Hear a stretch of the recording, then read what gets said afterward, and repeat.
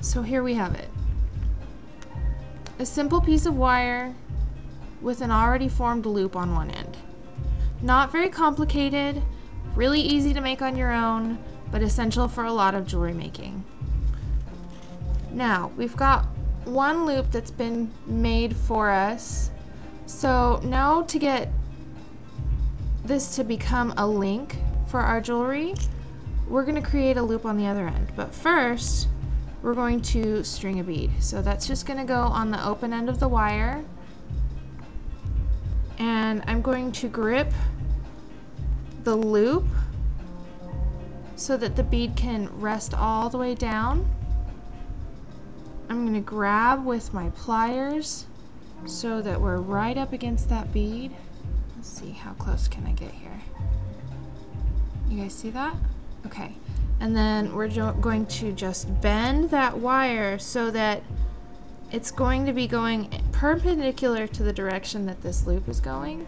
So it's going to be going the same direction all the way around, so we don't have one going flat and then one going perpendicular to that on the other end. So we want it to go parallel here. So we're creating a perpendicular bend going parallel to the loop at the bottom. So the next thing that we're going to do is pick up our round nose pliers.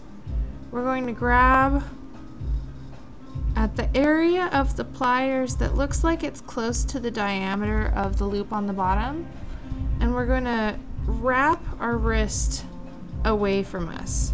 And that's going to bring this wire piece down and around. And now I'm just going to grab that and bring it all the way around the bottom with my other fingers and just kind of line that up on top of that loop. Okay, so it's not perfectly straight, but that's okay. We're going to go ahead and straighten that up in just a second. But now for a very important part of jewelry making, which is wire cutting. I'm going to take my needle nose pliers and I'm going to actually twist this away because I don't want to create any nicks on the wire that remains on my loop. Next, I'm going to pick up my wire cutters. I'm going to put the flush side, which is this flat side here, not the area that's going to create a V shape, but the flat side on the back. I'm going to put that right up against the loop so that the flush side will end up on the loop side. That means that we're going to have a nice flat finished edge on our piece, and the pointed end that we don't want will actually be on our waist metal. Now I'm going to slide this paper out of the way for just a second so I have a place to cut. But I'm going to cover my wire. This is very important because you can have little pieces of wire flying throughout the room. They can hit you in the eye. You can step on them in your bare feet. Trust me, I know, I've done it all. And it hurts pretty bad. But we're just going to cup, pinch, and you can see that those pieces came apart there. I'm going to keep my link open on this end. And I'm going to take my waist wire and put it off to the side. So here we have our first link. This open end right here can be left open until you're ready to connect it to your next piece, or you can twist it closed by grabbing one side of the wire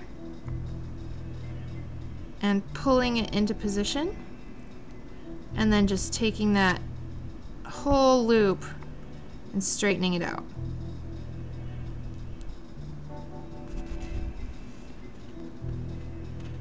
Okay, so we've got our first loop here. Put that off to the side for a moment. We're going to create another loop with a bead on it on our head pin here that's flattened. So I'm just going to go ahead and put a bead onto that one just set like that. We're going to create our perpendicular bend. And in this point, I've got it so that my flat piece of my flattened head pin is actually going to be perpendicular to the loop. and not parallel like we had our last 2 loops on our other link, because I want this to face forward.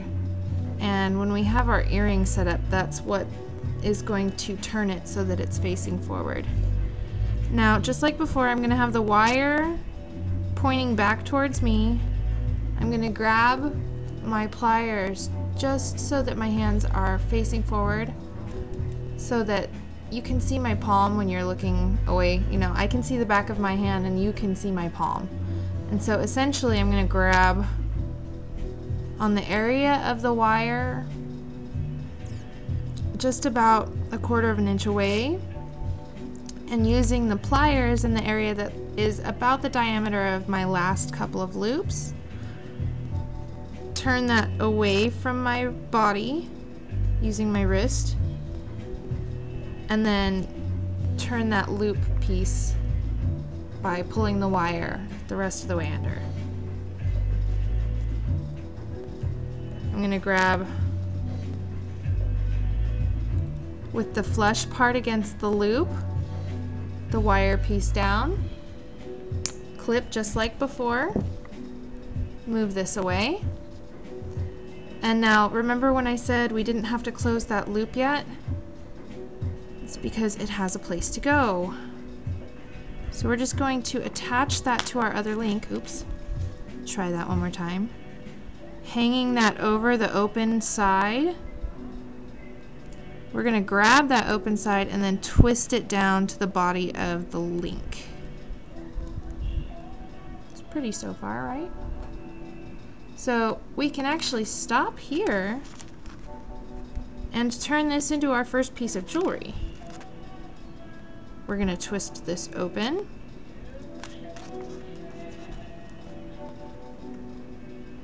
Hang our ear wire and twist closed. Now it's really important to twist the loop instead of pulling it apart, because you can actually misshape it and it won't go back into a nice formation. But here we have our first earring. So now that we have our first little earring, I'm going to go ahead and make a second one for it to have a pair. And after that, I'm going to go ahead and do a bunch of links together so that we can take a look at how to work with our clasp and our jump rings.